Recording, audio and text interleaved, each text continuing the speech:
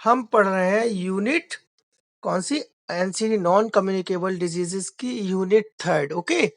जिसमें हमने अभी सर्वाइकल कैंसर पढ़ा, उसके बाद पढ़ा कि किस प्रकार के प्रोटेक्टिव मेजर्स को यूज करके हम सर्वाइकल कैंसर को क्या कर सकते हैं, रोक सकते हैं। उसके बाद हमने वैक्सीनेशन का पढ़ा था, जिसमें पढ़ा था कि एचपीवी वैक्सीनेशन भी जो ह्यूमन पेपिलोमा वायरस है उसके अगेंस्ट जो वैक्सीन है वो भी आ गई है, और उस वैक्सीन का स्टोरेज टेम्परेचर पढ़ा था, डोज पढ़ा था, रूट पढ़ा था, किस रूट पर लगाते हैं, किस मसल्स में लगाते हैं, कितनी एज में लगाते हैं, और कितने डोज लगते हैं, ओके। अब जो हम पढ़ने वाले हैं वो पढ़ने वाले हैं, अच्छा मुझे कोई बताएगा कि एचपीवी वैक्सीन है उसकी इफेक्टिवनेस कितने परसेंटेज है, 80 टू 90%, 90 टू 100%, 50 टू 60% या फिर 70%? 90 टू 100%, ओके। सेकंड क्वेश्चन है मेरा कि एचपीवी जो वैक्सीन है वो कितने साल तक प्रोटेक्शन प्रोवाइड करती है अगेंस्ट द आइज, कितना? नहीं, 16 to 18 ईयर है, लेकिन कम से कम पूछा है तो कम से कम 8 साल है, ओके।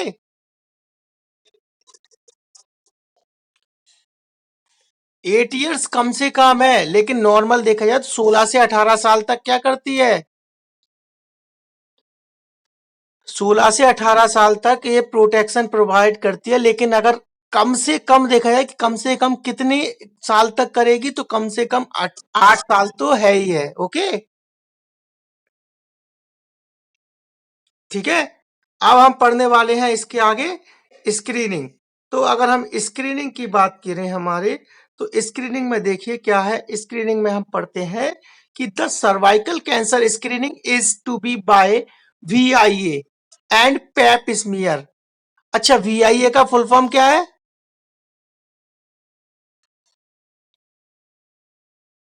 हेलो, हेलो, VIA का फुल फॉर्म क्या है?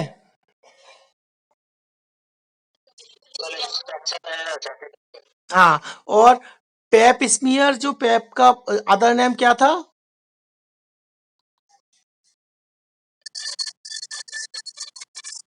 ये स्पीकर म्यूट कर लो, कौन है ये? पेपिलोपट, हाँ, पेपिलोपटार टेस्ट, ठीक है। तो which can be performed at any time in the menstrual cycle, और ये कब किया जाता है, कब परफॉर्म कर सकते हैं हम इन दोनों ही टेस्ट को?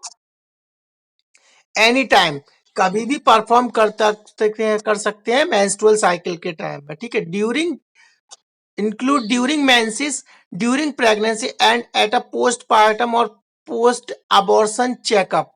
और इसके साथ ही हम कब कब कर सकते हैं, जब मेंसेस है तब चल रहा है तब भी, प्रेगनेंसी है उस टाइम पर भी, और पोस्टपार्टम या पोस्ट अबॉर्शन का हुआ है तब भी हम ये दोनों टेस्ट कर सकते हैं, ओके।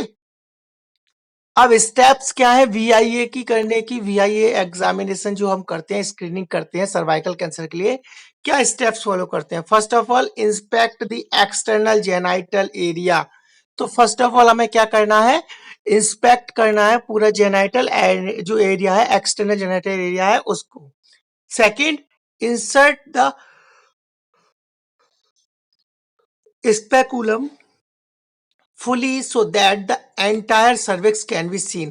फिर हमें क्या इंसर्ट करना है, स्पेकुलम, वेजाइनल स्पेकुलम, देखा है क्या किसी ने?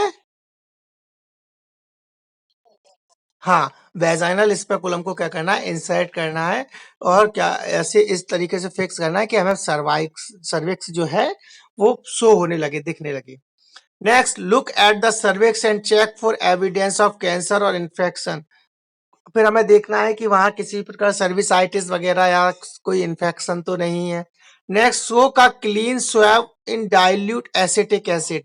और हमें क्या करना है, एक वो लेनी है, स्वैब स्टिक लेनी है, उसको एसिटिक एसिड में क्या करना है, भिगोना है, और उसके बाद उसको क्या करना है, उस एसिटिक एसिड सॉल्यूशन में कितना, 3 to 5% होना चाहिए, ठीक है। मीन्स 100% अगर आप वाटर ले रहे हो तो उसमें से 3 to 5% क्या मिक्स होना चाहिए उसमें, एसिटिक एसिड। ठीक है, उसको एंड अप्लाई टू द, और उसको अप्लाई करना चाहिए कहाँ, सर्विक्स पर।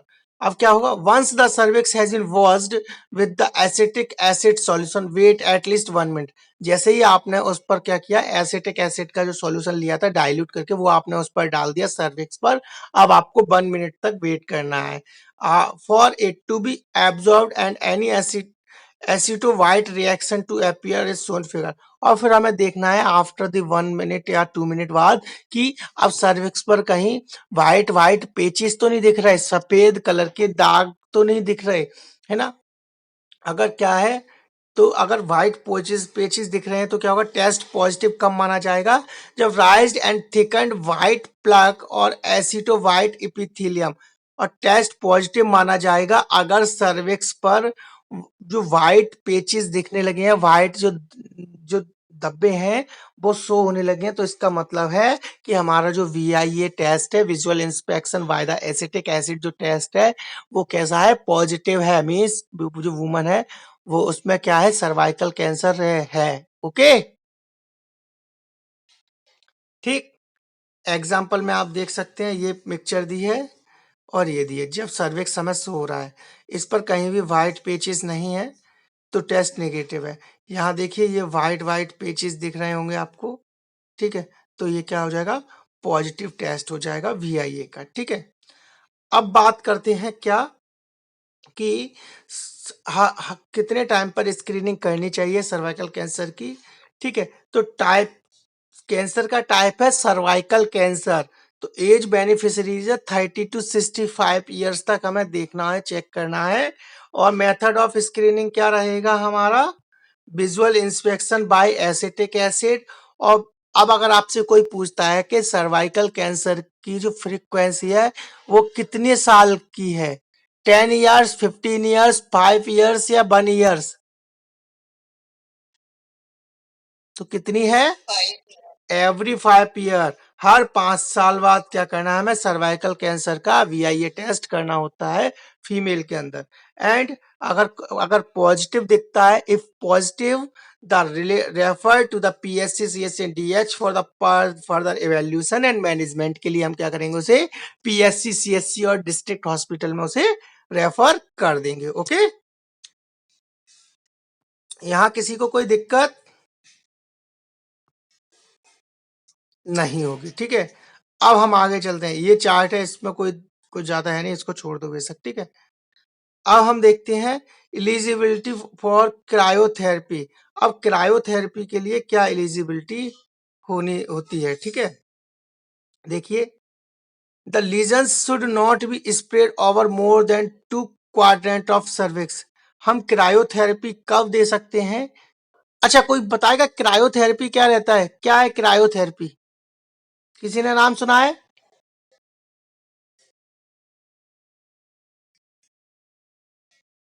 हेलो,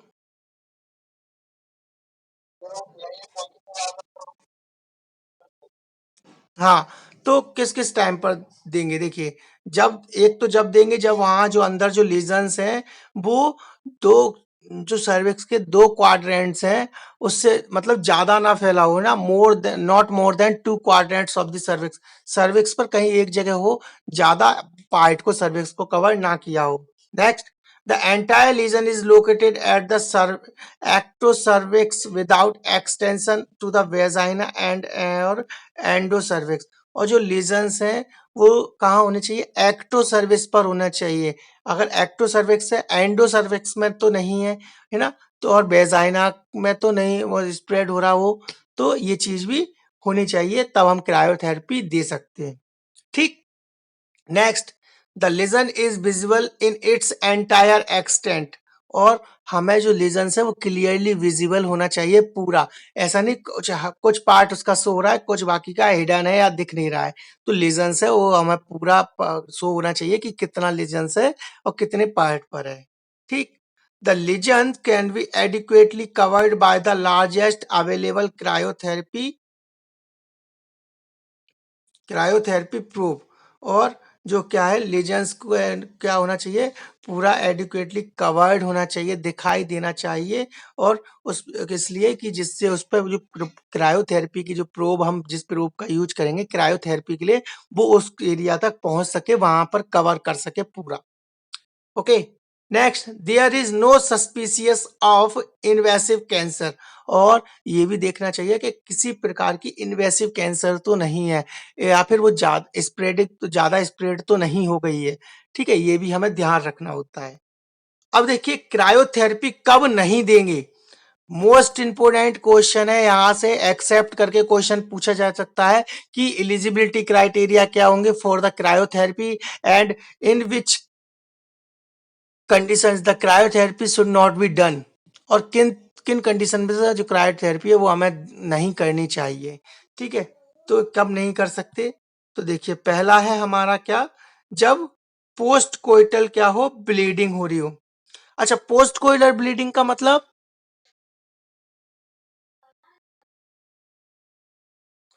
पोस्ट कोइटल ब्लीडिंग का मतलब कोई बताएगा मुझे?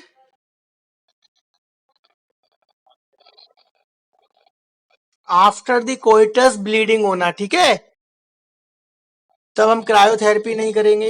नेक्स्ट, पोस्ट मेनोपोजल ब्लीडिंग, और जब वो जो विमन है वो मीनोपोज में चली गई, उस मीनोपोज की कंडीशन पे या एज को उसने रीच कर लिया है, देन उसके बाद भी अगर उसको ब्लीडिंग हो रही है, तब इन दो कंडीशन है जिनमें हम क्या करेंगे, उनको क्रायोथेरेपी नहीं करेंगे। ठीक है, आगे देखिए क्या है। अब हम पढ़ने वाले हैं ब्रेस्ट कैंसर। क्या पढ़ने वाले हैं हम? Breast cancer. देखिए क्या है, breast cancer is cancer that develops from breast tissue. जो ब्रेस्ट कैंसर है वो ब्रेस्ट टिश्यू में डेवलप होता है। And signs of breast cancer में include a lump in the breast, a change in breast shape, dimpling of the skin, fluid coming from the nipple or a red scaly patches of the skin। तो अगर किसी woman को, अगर किसी woman में breast cancer हो रहा है तो उसके क्या साइन देखने को मिल सकते हैं हमें? तो एक तो लंप हो सकता है, ठीक, उसके ब्रेस्ट में। दूसरा, उसके ब्रेस्ट का जो शेप है, साइज एंड शेप है, वो थोड़ा चेंज हो सकता है। डिम्पलिंग हो सकती है, स्किन में डिम्पलिंग मीन्स होना डिम्पल पड़ना, गड्ढा पड़ जाना। ओके, फ्लूइड कम आउट हो सकता है from the nipple. And redness आ सकती है किस पर, ब्रेस्ट पर। ओके, अब नेक्स्ट हम देखते हैं sign and symptoms, sign and symptoms of the breast cancer. तो देखिए क्या है, the first noticeable symptoms of breast cancer is typically lump that is different from the other breast tissue. और क्या है, सबसे फर्स्ट जो नोटेबल साइन है ब्रेस्ट कैंसर का, और वो क्या है, उसमें हमें क्या देखने को मिलेगा, लंप देखने को मिलेगा, कहां पर, ब्रेस्ट सेल्स में। ओके, अब देखिए, more than 80% of breast cancer cases are diagnosed when the woman feels a lump. और कम से कम जो 80% केसेस हैं जो ब्रेस्ट कैंसर के मिलते हैं, उसमें आप अगर देखोगे तो वुमन के जो ब्रेस्ट है उसमें क्या फील होता है, एक लंप फील होता है। ठीक है, next, the earliest breast cancers are detected by a mammogram. अच्छा, अर्ली स्टेज में ब्रेस्ट कैंसर को डिटेक्ट करने के लिए हम क्या कर सकते हैं, किसके थ्रू डिटेक्ट कर सकते हैं या करते हैं, मेमोग्राम। ठीक, a lumps found in lymph nodes located at the armpit skin also indicate breast cancer। और जो हमारी आर्मपिट पर जो लिम्फ नोड्स होते हैं, कभी कभी वो लिम्फ नोड्स हैं वहां पर भी लंप पाया जाता है। आर्मपिट जो है हमारी बगल जो बाह है, उसके बगल में वहां पर भी लंप पाया जाता है। वो भी किसको इंडिकेट करता है, ब्रेस्ट कैंसर को इंडिकेट करता है। इसमें कोई चीज टफ तो है नहीं कि ज्यादा ध्यान से ज्यादा गौर से पढ़ाएं। ओके, अभी इसमें कुछ इतना है नहीं। आगे देखिए, लंप में include thickening different from the other breast tissue, जो लंप की थिकनेस है वो जो नॉर्मल जो ब्रेस्ट टिश्यू पाए जाते हैं उनसे अलग रहेगी। And one breast becoming large और लोअर, अ निप्पल चेंजिंग पोजीशन और शेप और becoming inverted, skin puckering or dimpling are races on around the nipple, discharge from the nipple, constant pain in a part of the breast or armpit, and the swelling beneath the armpit or around the collarbone. ये sign and symptoms हैं जो breast cancer में देखने को मिलेंगे। ठीक है, redness होगी, पेन होगी, लंप मिलेगा, ठीक है, फ्लूइड डिस्चार्ज होगा, ये सारे क्या है साइन एंड सिम्टम्स जो ब्रेस्ट कैंसर के थ्रू जब होगा किसी वुमन में तो हमें ये देखने को मिलेंगे। अब देखिए पेन, मास्टोडेनिया, ठीक है, is a unreliable tool in determining the presence or absence of the breast cancer, ठीक है, but may be indicate of other breast health tissues, ठीक है। तो पेन, अब वो यहाँ पूछेगा कि unreliable tool in determining the in the breast cancer, an unreliable tool in determining the presence or absence of the breast cancer is pain, swelling, ठीक है, रेडनेस या नन ऑफ दीज, पेन होगा। और पेन को एक medical term है जो breast पे अगर पेन होता है उसे हम क्या बोलते हैं, मास्टोडेनिया। ओके, जैसे मास्टैल्जिया पढ़ा है उसी प्रकार से मास्टोडेनिया, ठीक है। अब देखिए most symptoms of breast disorders including most lumps do not turn out to represent underlying breast cancer. Fewer than 20% of lumps, for example, are cancerous and being breast disease such as mastitis and fibroadenoma of the, okay रुकिए, hello, आप सभी को मेरी voice clear आ रही है?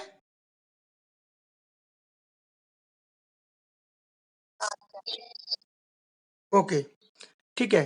तो इसके mastalgia and fibroadenoma of the breast are more common causes of breast disorder symptoms, ठीक है। तो ब्रेस्ट में क्या होते हैं, बहुत सारे ब्रेस्ट के डिसऑर्डर्स पाए जाते हैं, जिनमें से जैसे कि मास्टाइटिस हो सकता है, फाइब्रोएडिनोमा हो सकता है, जो भी ब्रेस्ट की कॉमन क्या है डिजीजेज हैं। ओके, अच्छा, गायनेकोमास्टिया एक टर्म होता है, उसका मतलब क्या होता है, कोई मुझे बताएगा?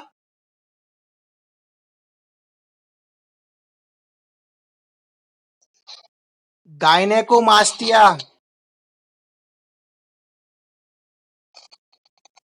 किसी को पता है गायनेकोमास्टिया का मतलब क्या है?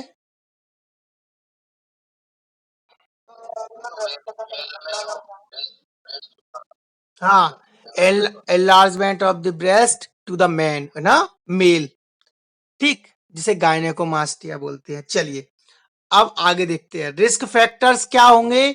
जो हमने रिस्क फैक्टर्स पढ़े हैं वो सारे रिस्क फैक्टर्स यहाँ पर भी होंगे, ठीक है। The primary risk factor of breast cancer are the female sex and older age. तो पहला या प्राइमरी फैक्टर ब्रेस्ट कैंसर का क्या रहेगा?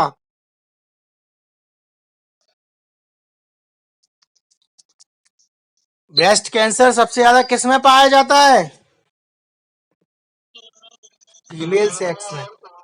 हाँ, तो उन्होंने अब वो आपसे पूछेगा कि ब्रेस्ट कैंसर का प्राइमरी रिस्क फैक्टर्स क्या रहेगा, तो वो एक तो क्या फीमेल सेक्स और ओल्डर एज रहेगा, ठीक। इसके साथ ही और देखिए other potential risk factors include, speaker mute कर लो, ये कौन है सब, अरे स्पीकर म्यूट करो सभी।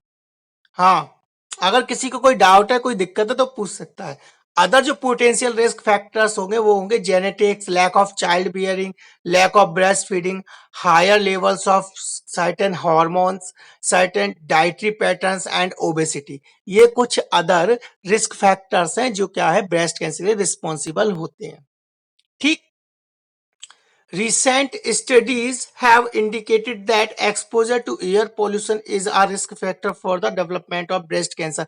अभी रिसेंटली एक रिसर्च हुई है, रिसेंटली एक स्टडी आई है जिसके अकॉर्डिंग बताया गया है कि एयर पॉल्यूशन जो हो रहा है वो भी एक रिस्क फैक्टर है, किसके लिए? ब्रेस्ट कैंसर के लिए। ओके, ठीक। अब देखिए आगे, अब हम देखते हैं लाइफ स्टाइल। लाइफ स्टाइल भी एक रिस्क फैक्टर है, किस प्रकार से है देखिए, तो हम इसको देखते हैं। Smoking tobacco appears to increase the risk of breast cancer. अगर कोई टबैको च्यूइंग कर रहा है या फिर क्या कर रहा है, वो स्मोकिंग कर रहा है, तो ये भी क्या है, रिस्क फैक्टर्स है ब्रेस्ट कैंसर के लिए। और साथ में with the greater the amount smoked and the earlier in the life that smoking begin, the higher the risk.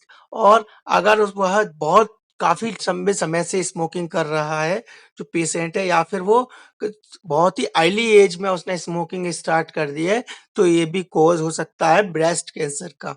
In those who are long term smoker the risk is increase 35 to 50%। अगर कोई long term या काफी लंबे समय से smoking कर रहा है तो उसके अंदर जो रिस्क फैक्टर्स है या रिस्क है ब्रेस्ट कैंसर डेवलप होने की, वो कितने से कितने परसेंटेज तक रहती है या हो सकती है? 35 to 50%। Okay, next, a number of dietary factors have been linked to the risk for breast cancer। इसी प्रकार से उसके डाइटरी पैटर्न्स है, उसका जो डाइट का जो शेड्यूल है या डाइट में जो कंपोनेंट्स वो ज्यादा यूज कर रहा है, that is also responsible for the breast cancer. ठीक है, जैसे कि डाइटरी फैक्टर्स विच में increase risk includes a high fat diet, high alcohol intake and obesity related high cholesterol level. तो these are some lifestyle related risk factors which cause the breast cancer or responsible to the breast cancer। okay, next देखिए genetics. Genetics क्या है?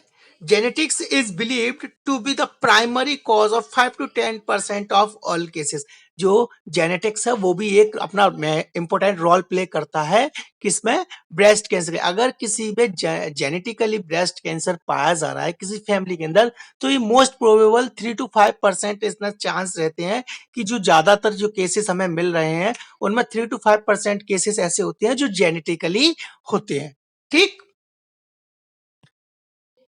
इसमें किसी को कोई doubt है क्या? ओके, आगे देखिए, वुमन दोज क्या है देखिए,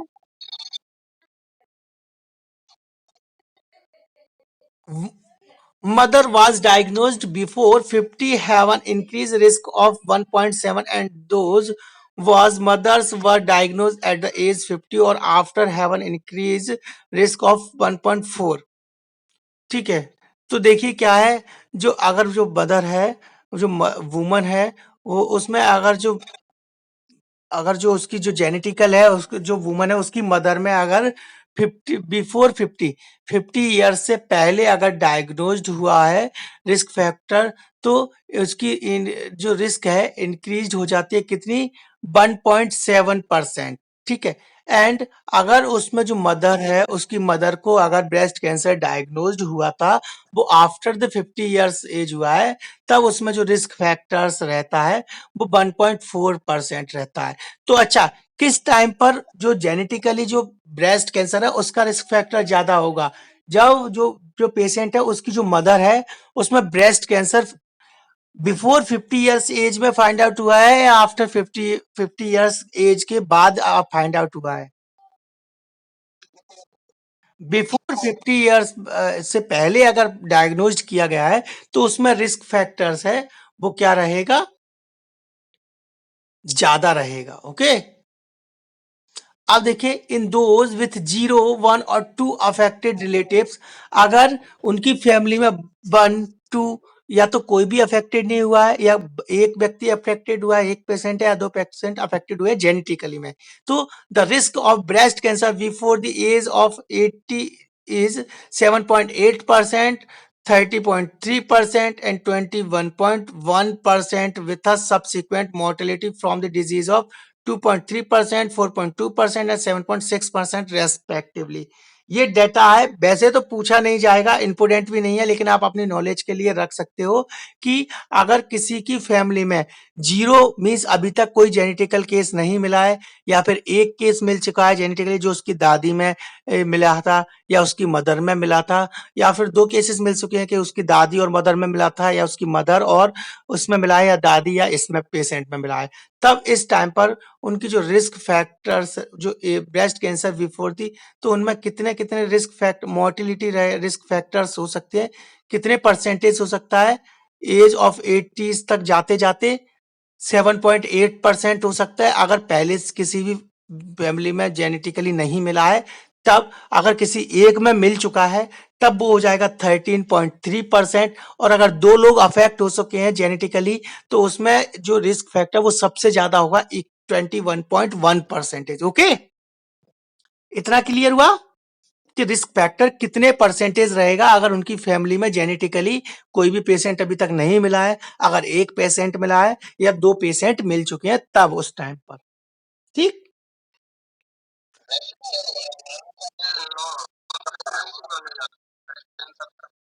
हाँ, नॉन कोज वैसे तो ब्रेस्ट ब्रेस्ट कैंसर का मतलब नल्ली पैरा माना जाता है, क्यों कोई बताएगा क्यों?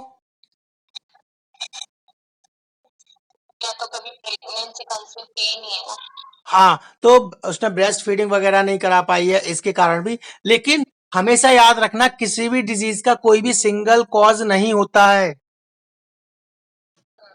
Okay, some other associate risk factors भी रोल प्ले करते हैं किसी भी डिजीज को, किसी भी प्रकार की डिजीज को होने में। ठीक है, तो देखिए इसके साथ ही अब हम पढ़ते हैं प्रिवेंटिव मीजर्स। क्या पढ़ेंगे? इससे पहले भी हमने प्रिवेंटिव मीजर्स पढ़े थे क्या सर्वाइकल कैंसर में?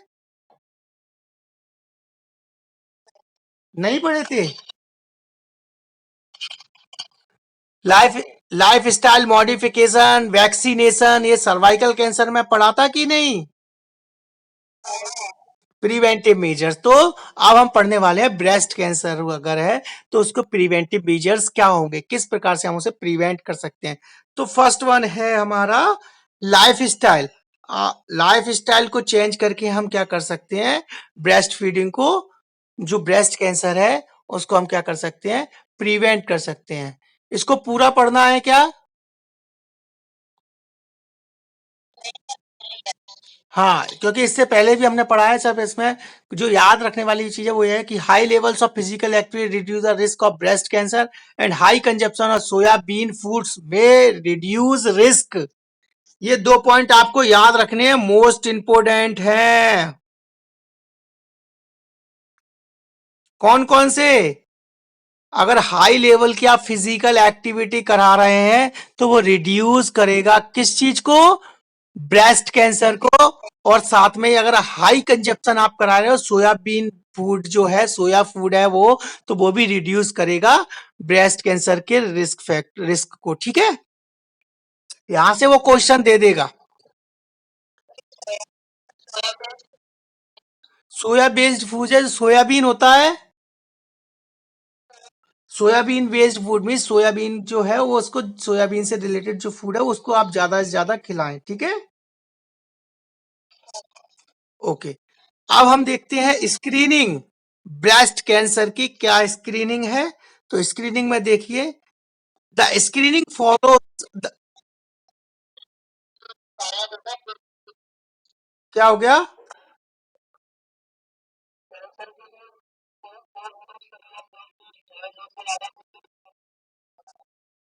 हाँ, वो मैंने क्या बोला, आपको इन दो पॉइंट में से आपको क्वेश्चन बना के वो देगा। ठीक है, तो ये दो चीजें आपको बहुत अच्छे से याद रखना। अब उसने मान लीजिए उसने पूछा कि हाई कंज which foods reduce the risk factors of the breast cancer.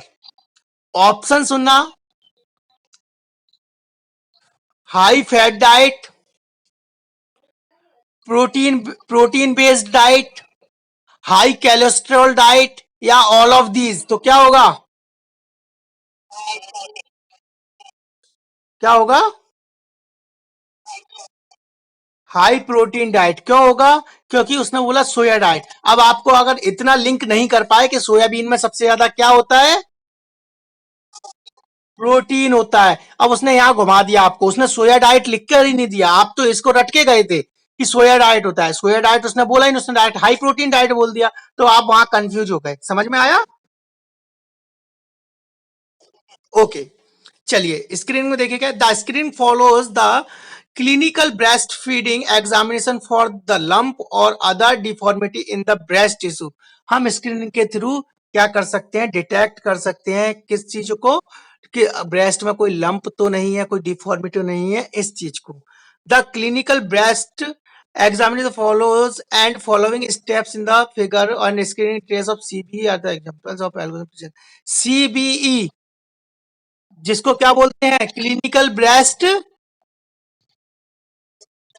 Examination. वैसे इसको एक और चीज बोलते हैं, अगर आपने सुना होगा, है ना, इसको ब्रेस्ट सेल्फ एग्जामिनेशन भी बोलते हैं। ठीक है, अब देखिए क्या है इसमें, ये कुछ स्टेप्स दी हुई है। अच्छा, किसी कोई अभी कोई ऐसा है जिसने ब्रेस्ट सेल्फ एग्जामिनेशन की टेक्निक इससे पहले कभी पढ़ी ही नहीं है?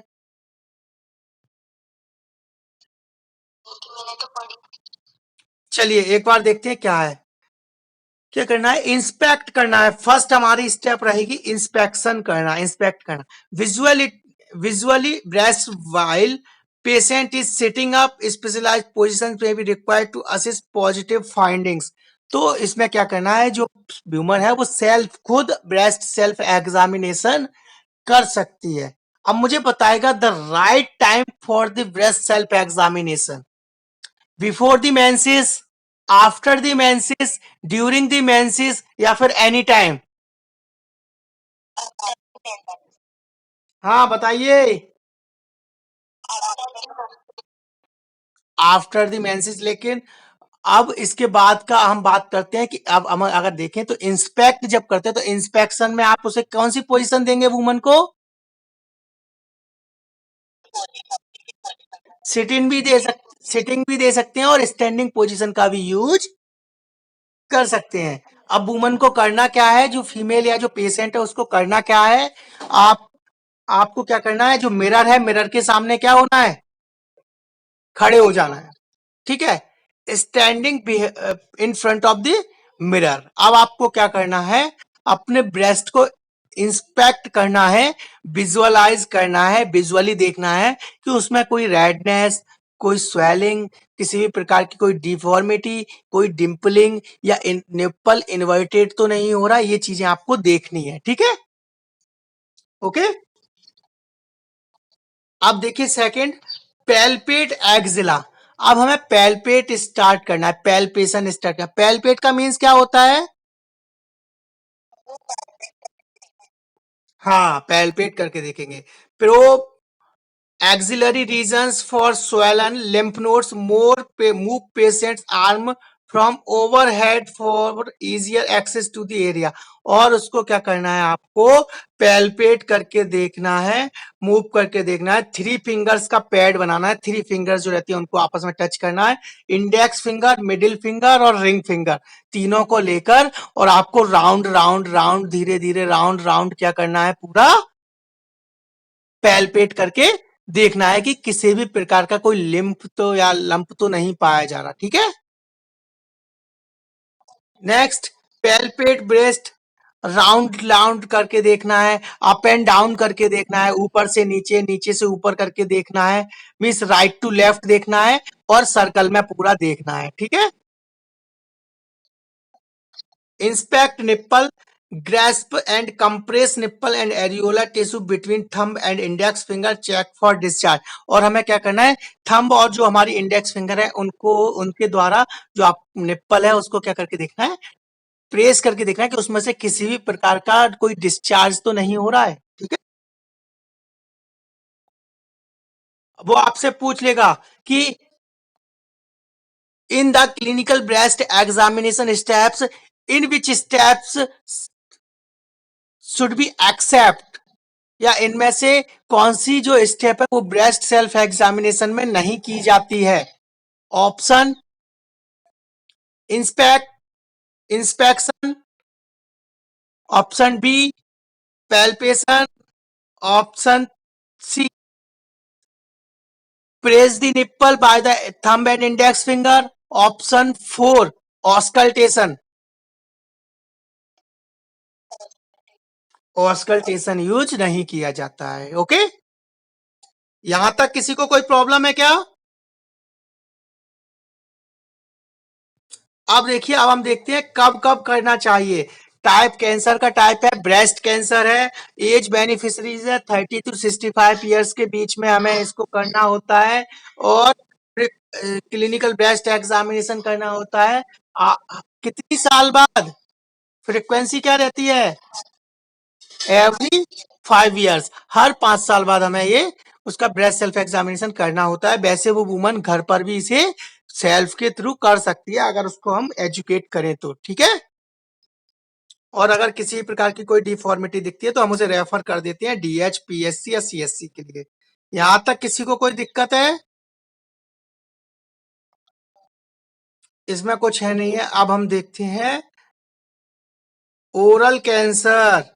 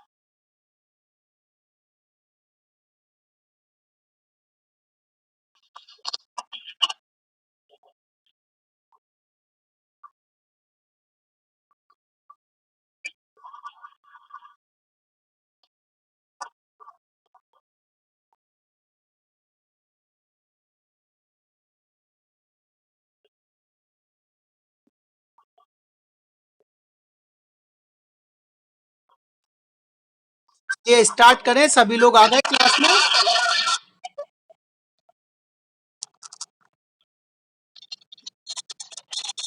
सभी अपने स्पीकर म्यूट करें,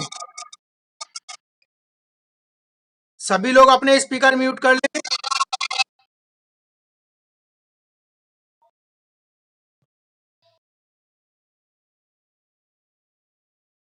चलिए, अब हम पढ़ने वाले हैं oral cancer.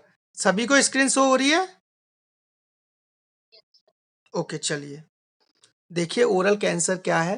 Oral cancer also known as mouth cancer and is any cancerous tissue growth locate in the oral cavity. Oral cancer का अदर नेम हम माउथ कैंसर के नाम से जानते हैं। जो कैंसरस सेल्स हैं, कैंसरस टिश्यू है, वो किस एरिया में या किस जगह लोकेट होते हैं? अगर ओरल कैविटी में या पाए जाते हैं, that is called oral cancer. Okay, oral cancer is the most common form of cancer in India. India में सबसे ज्यादा कौन सा कैंसर पाया जाता है और किस सेक्स में पाया जाता है? मेल के अंदर। देखो कितना है। नहीं, वर्ल्ड के अंदर सेक्स वाइज पूछा जाएगा तो अलग अलग रहेगा, है ना। ठीक है, अब देखिए 1,30,000 पीपल्स जो हैं are affected to oral cancer in India annually.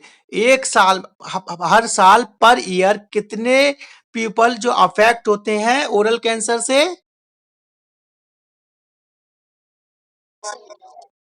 1,30,000। The reason for this high prevalence of total cancer in India is primarily tobacco consumed in the form of gutkha, quid और स्निफ।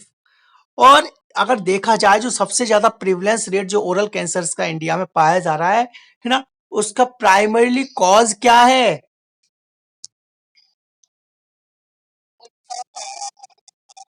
तंबाकू, गुटखा।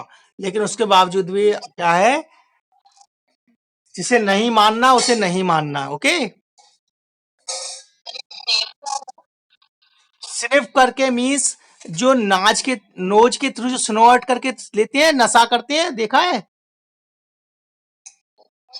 आपने? ड्रग्स देखा होगा जिसको हाथ पर रख के आप मूवीज में देखा होगा, फिर वो नाक के थ्रू उसको स्नॉट करते हैं, अंदर की तरफ खींचते हैं, देखा है? हाँ वही है ना। In the north east India the use of areca nut is also a risk factor for all cancer. ऐसे ही नॉर्थ इंडिया में देखा जाए तो एरिका नट मतलब एक सुपारी या गुटखा आता है, एरिना जो सुपारी है, वो भी एक रिस्क फैक्टर होता है किसका? ओरल कैंसर का। ठीक है, अब देखिए साइन एंड सिम्टम्स क्या मिलेंगे हमें ओरल कैंसर के अंदर।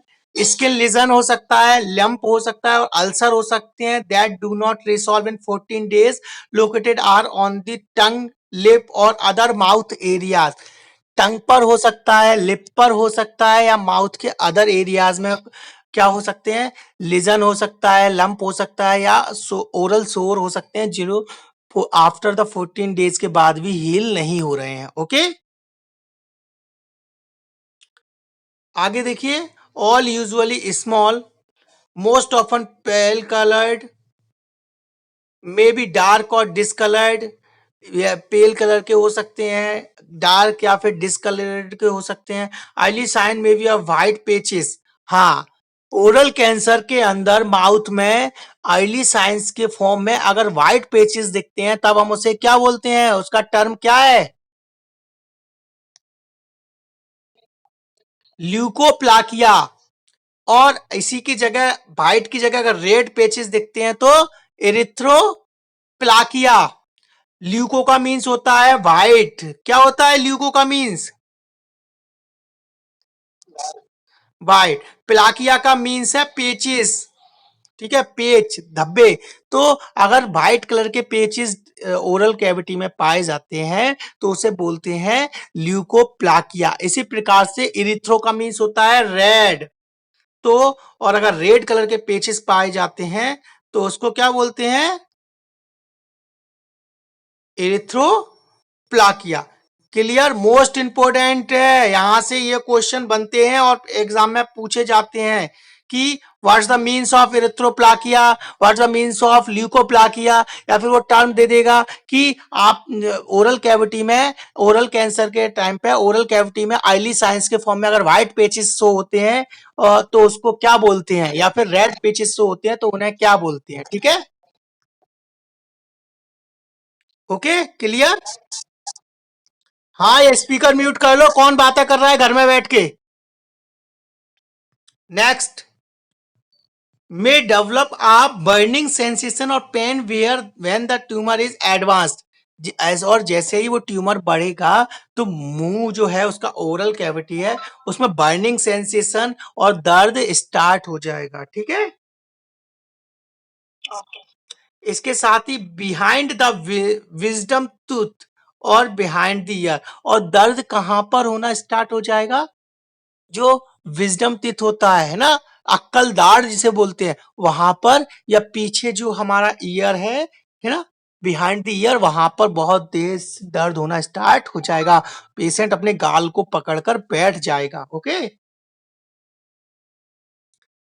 अब आगे देखिए, additional symptoms that may be associated with the disease. और एडिशनल सिम्टम्स क्या हो सकते हैं? टंग प्रॉब्लम हो सकती है, difficulty in movement of tongue, swallowing difficulty हो सकती है। अच्छा, स्वेलोइंग डिफिकल्ट को मेडिकल टर्म में क्या बोलते हैं?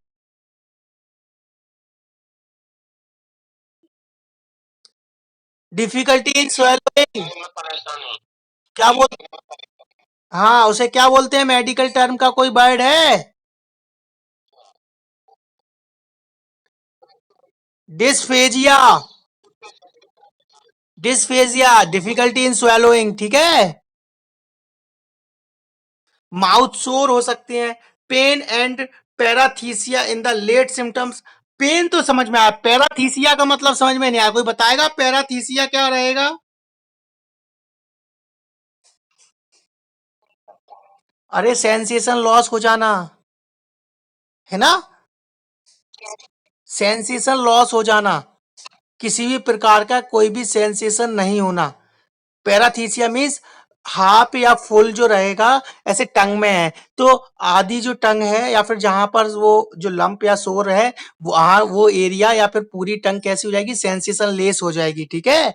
अगर वो अपने दांतों से भी जीभ को दबाएगा, काटने की कोशिश करेगा, तब भी उसको कोई सेंसेशन फील नहीं होगा, सुन्न हो जाना जिसे बोल सकते हैं, ओके। चलिए अब हम आगे देखते हैं।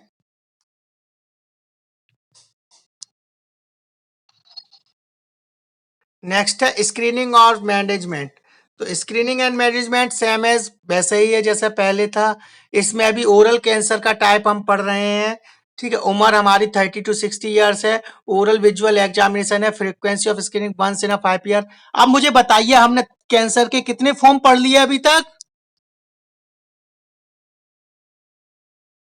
है, 3 फॉर्म जो सबसे ज्यादा पाए जाते हैं, कौन कौन से?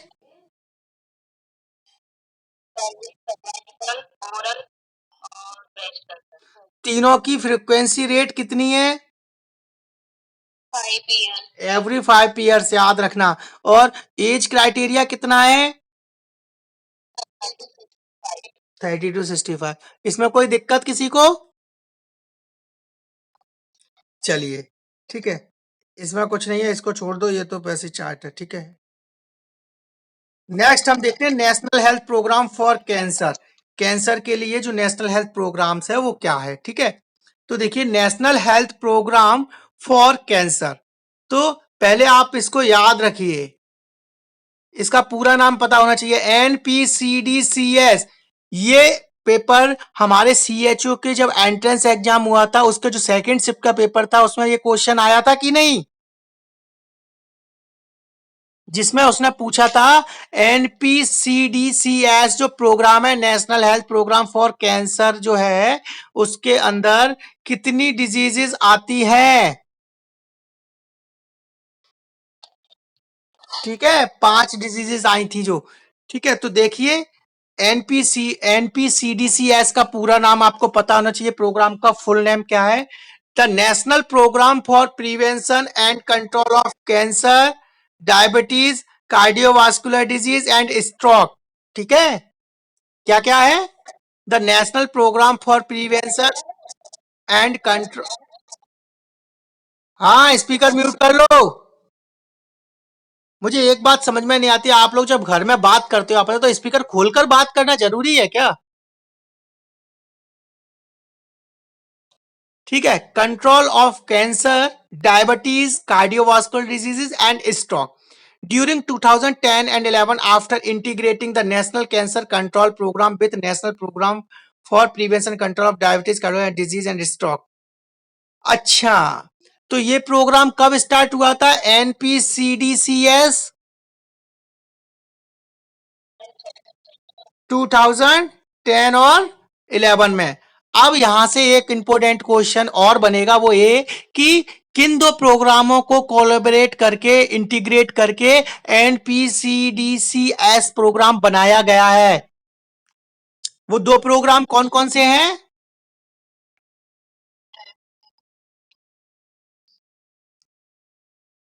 नेशनल कैंसर कंट्रोल प्रोग्राम, और उसको कोलैबोरेट कर दिया है किसका? National programme for the prevention control of diabetes, cardiovascular disease and stroke, ठीक है। तो किस किस को? NCCP और NPDCS। अब यहां वो कंफ्यूज आपको कैसे करेगा, शॉर्ट में लिखकर आपको कंफ्यूज कर सकता है, क्योंकि शॉर्ट में जब लिखेगा तो आपको प्रोग्राम का पूरा नाम याद ही नहीं आएगा, है ना, ठीक है। तो ये आप याद रखें कि इन दो प्रोग्रामों को कोलैबोरेट करके इंटीग्रेट करके एक कंबाइंड प्रोग्राम बनाया 2010 और 11 में, जिसका पूरा नाम था national programme for prevention control of cancers, diabetes, cardiovascular disease and stroke. Okay, अब देखिए आगे क्या है। Keeping in view and needs if the society in the integration of services provide the various health care और health care level पर, इसका मुख्य उद्देश्य क्या था? वही हेल्थ प्रमोशन करना, अर्ली डायग्नोसिस करना, ट्रीटमेंट करना और रेफरल करना। ये 4 स्टेप्स थी जिनको फॉलो करना है। Health promotion, early diagnosis, treatment and referral. ठीक, अब क्या किस किस तरीके से कर सकते हैं? पहला है prevention through behaviour change. Behaviour change करके, जैसे लाइफ स्टाइल मॉडिफिकेशन करके, डाइटरी पैटर्न्स, उसका बिहेवियर चेंज करके, ये फिजिकल एक्टिविटी को बढ़ाकर, इन सभी को फॉलो करके हम क्या कर सकते हैं? उसके बिहेवियर को चेंज कर सकते हैं और बिहेवियर चेंजिंग के थ्रू हम क्या कर सकते हैं? उसकी प्रिवेंशन कर सकते हैं। किन से?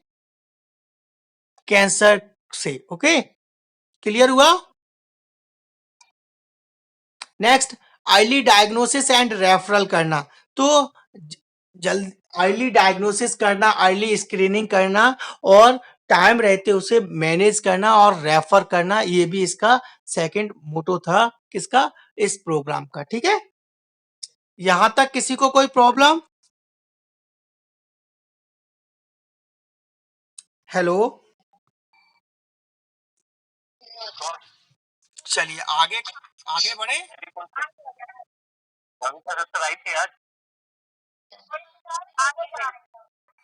वो तो शायद नहीं आया था। अरे स्पीकर म्यूट कर लो, कौन है ये?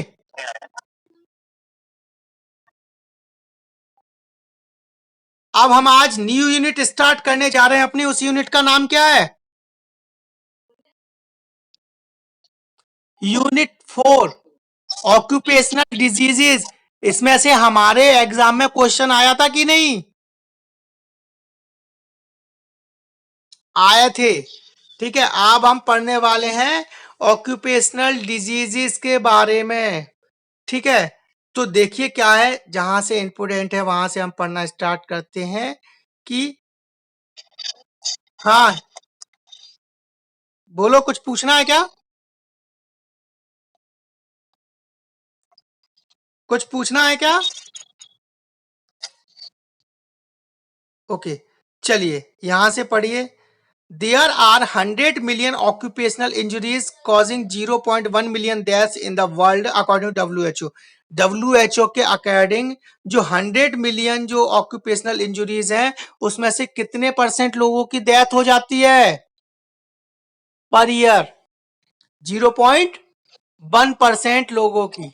ठीक है, in India it is estimated that 70 million mean 70%, 70% of total global burden है occupational non fatal injuries and 45,000 fatal injuries occur early each year.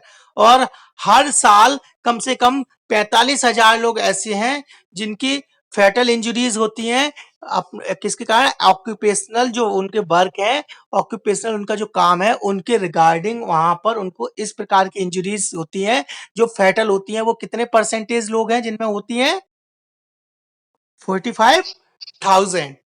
So our aim for occupational health will be, तो हमारा occupational diseases पढ़ने का मुख्य उद्देश्य यही है कि जो व्यक्ति का जो वर्क प्लेस है, जहां पर वह काम कर रहा है, वहां पर वो अपने उसके रिगार्डिंग जो वर्क है, उस वर्क के रिगार्डिंग जो भी सेफ्टी मेजर्स वहां पर यूज करने चाहिए या नेसेसरी है कि उन्हें वहां यूज करना है, तो उन सेफ्टी मेजर्स को यूज करे, उनको फॉलो करे, प्रोटोकॉल्स को फॉलो करे, देन ही और उसके बाद ही वह अपने ऑक्यूपेशनल क्या करे, अपने प्लेस पर काम करे, जिसका वह अपनी ऑक्यूपेशनल जो उसकी हेल्थ है वो भी अच्छी रहे और किसी भी प्रकार का ऑक्यूपेशन से रिलेटेड उसमें किसी भी प्रकार की कोई भी डिजीज या कोई भी फैटल इंजरीज ना हो। ओके, क्लियर इतना?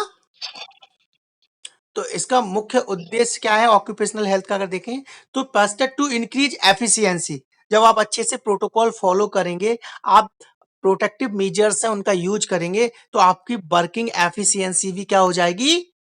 बढ़ जाएगी। ठीक है, next second, to increase production. Production भी इंक्रीज हो जाएगा, बढ़ जाएगा। नेक्स्ट था to decrease accidents and disease, और जो परसेंटेज रेट है ऑक्यूपेशनल डिजीजेस का या फिर फेटल इंजरीज का ड्यूरिंग द ऑक्यूपेशनल साइट, है ना, तो वो भी क्या हो जाएगा, कम हो जाएगा। ओके, क्लियर हुआ इतना? अब हम आगे चलते हैं, नेक्स्ट देखिए क्या है, हम यहां से पढ़ते हैं concept of occupational health. Most important है, ध्यान से पढ़े, यहां से क्वेश्चन ऑक्यूपेशनल हेल्थ से पिछली बार भी आया था, इस बार भी एक क्वेश्चन, एक या दो क्वेश्चन 100% यहां से आएंगे। कंसेप्ट ऑफ ऑक्यूपेशनल हेल्थ, तो ऑक्यूपेशनल हेल्थ की क्या कंसेप्ट है देखिए। Occupational health is the study and prevention of environmental problems in worker population with in the work place. जो ऑक्यूपेशनल हेल्थ है उसमें हम किस प्रकार की स्टडी करते हैं, हम स्टडी करते हैं कि जो व्यक्ति है, पर्सन है, वह और जहां पर वह काम कर रहा है वहां का एनवायरमेंट उसको किसी भी प्रकार से अफेक्ट, उसकी हेल्थ को किसी भी प्रकार से अफेक्ट ना करे।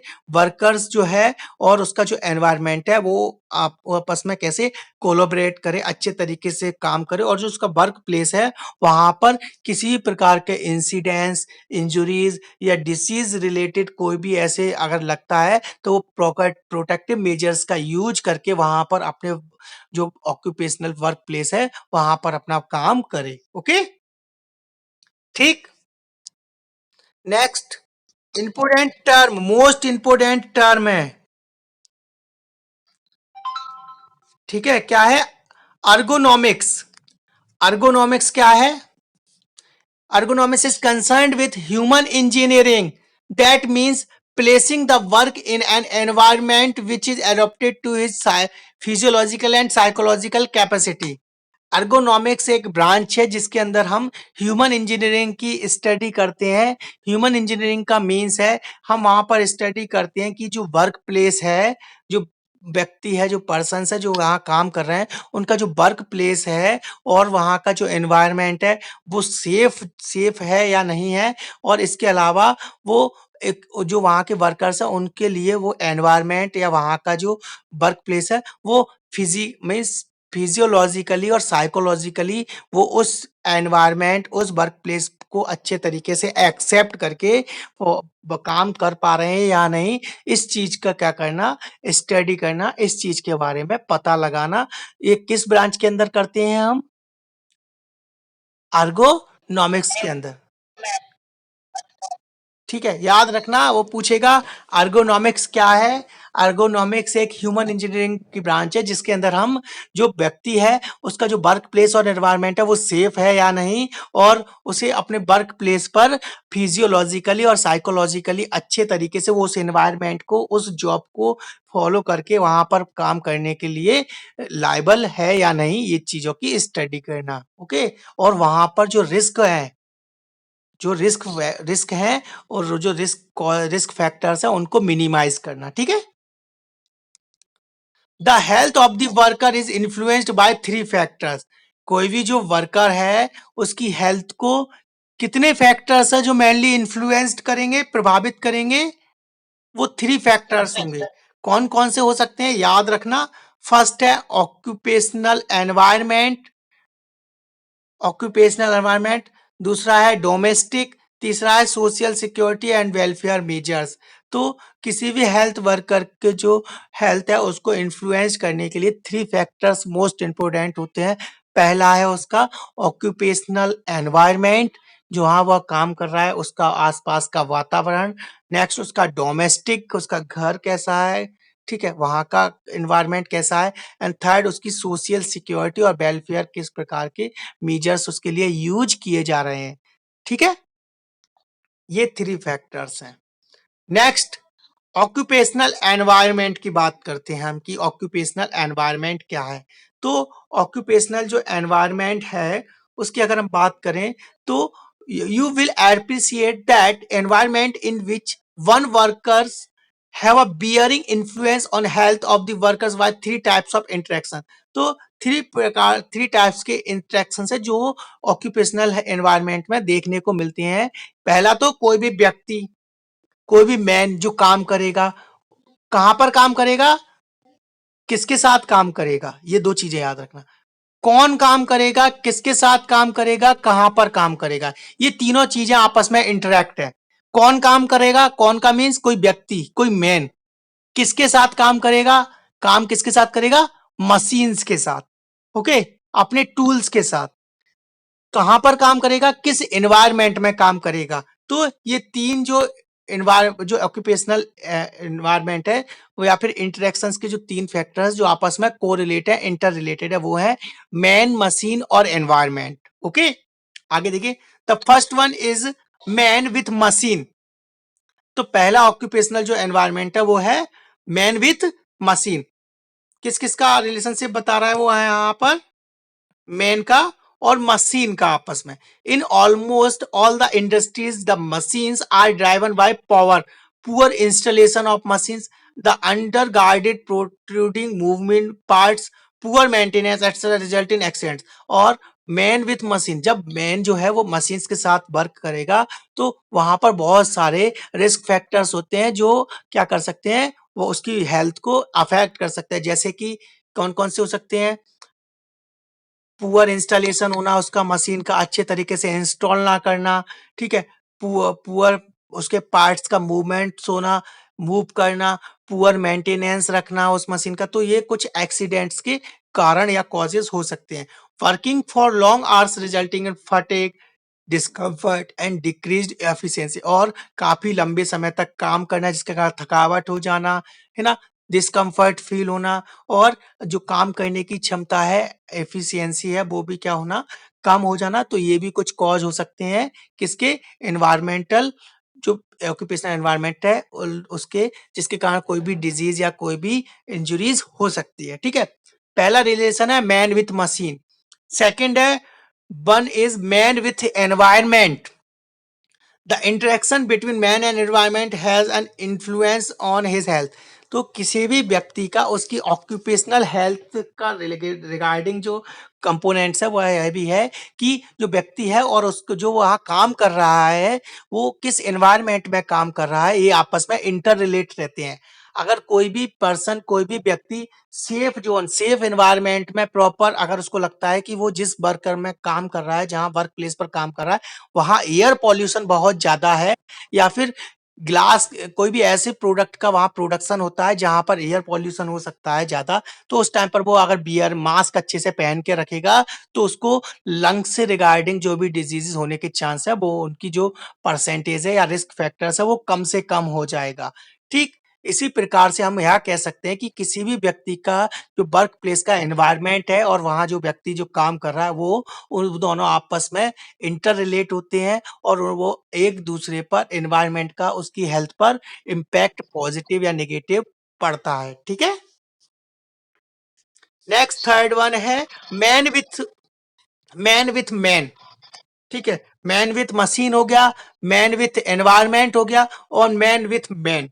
The interaction between workers, his coworkers and employer, this depends on many psychosocial factors like job satisfaction, payment, welfare conditions, incentive etc.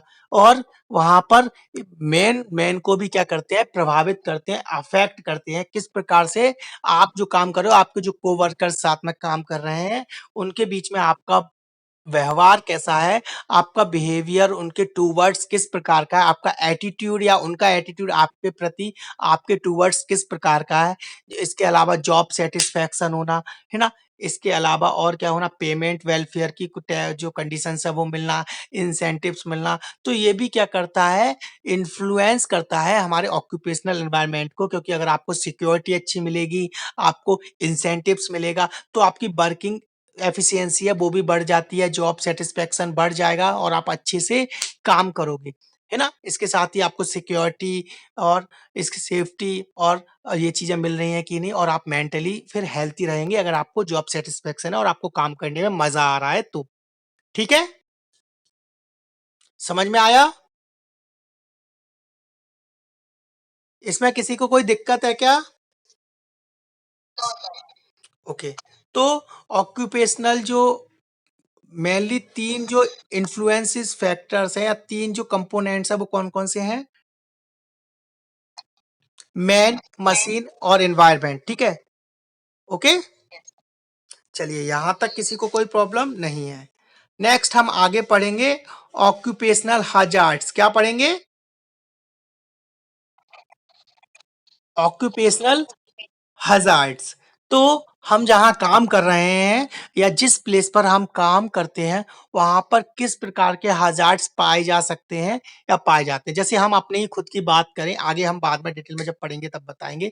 अगर मान लीजिए आप काम कर रहे हो हॉस्पिटल फील्ड के अंदर, हम नर्सिंग स्टाफ हैं सभी लोग, अगर मान लीजिए आप हेल्थ वर्कर्स हैं हम, और हम काम कर रहे हैं किसी हॉस्पिटल्स या किसी भी हेल्थ फैसिलिटी के अंदर, तो वहां पर आप मुझे बताओगे किस प्रकार के रिस्क फैक्टर्स हैं या किस प्रकार के ऑक्यूपेशनल हजार्ड्स है जो आपको देखने को मिल सकते हैं।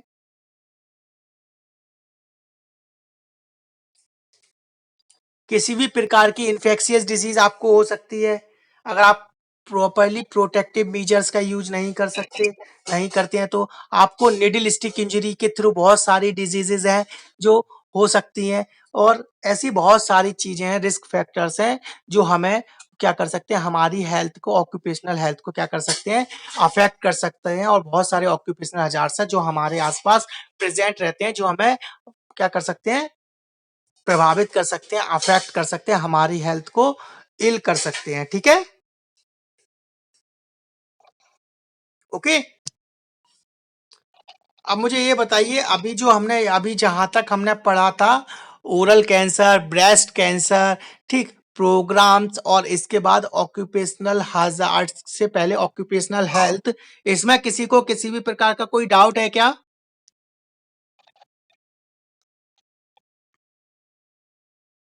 कोई डाउट है क्या? नहीं। चलिए, तो आज की क्लास मैं यहीं ओवर कर रहा हूं। इसके आगे की जो क्लास है वो